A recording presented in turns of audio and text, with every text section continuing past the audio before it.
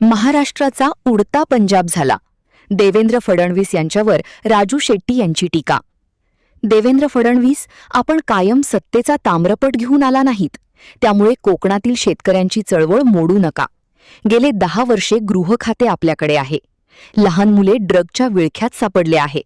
महाराष्ट्राचा उडता पंजाब झाला आहे. दुसऱ्यांचे पक्ष फोडून जोर जबरदस्ती करण्यापेक्षा अंमली पदार्थांचे वाटप करून समांतर काळ्या पैशाची यंत्रणा चालवणाऱ्या ड्रग पेडलरांच्या मुसक्या बांधण्याची मुख्यमंत्र्यात हिंमत नाही. कदाचित ड्रग पेडलरांचे खरखटे फडणवीसांच्या मिशीला लागले असेल. अशा शब्दात स्वाभिमानी शेतकरी संघटनेचे माजी खासदार राजू शेट्टी यांनी मुख्यमंत्र्यांवर निशाणा साधला आहे.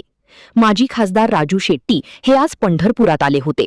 यावेळी खासदार शेट्टी यांनी मुंबई येथील झालेल्या आंदोलनाच्या पार्श्वभूमीवर मुख्यमंत्र्यांवर निशाणा साधला आहे. पाहूया ते काय म्हणतात. मुख्यमंत्र्यांना सांगतो, 50 वर्षामध्ये कोकणातला आंबा उत्पादक शेतकरी पहिल्यांदा काहीतरी सरकारकडे मागायला लागलाय आणि त्याची चळवळ ही जर अशा पद्धतीने दडपून टाकण्याचा प्रयत्न केला तर कायम काही तुम्ही सत्तेचा ताम्रपट घेऊन आलेला नाही आहे, त्याच्या प्रतिक्रिया उमटल्याशिवाय राहणार नाही. तेवढंच देवेंद्र फडणवीसांनी लक्षात ठेवावं. तुमच्यात काय नैतिकता असेल? गेली जवळजवळ 12-13 वर्ष जरा ग्रह खाता तुमच्याकडे आहे.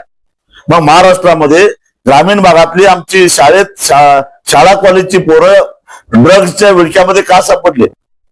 उडता पंजाब अशी अवस्था महाराष्ट्राची व्हायला लागलेली आहे. यासाठी तुम्ही काय करता? तो गाजवलं.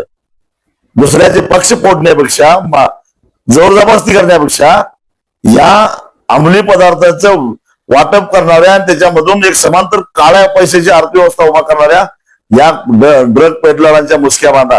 पण तुमची ती हिंमत नाही. कदाचित त्यांचं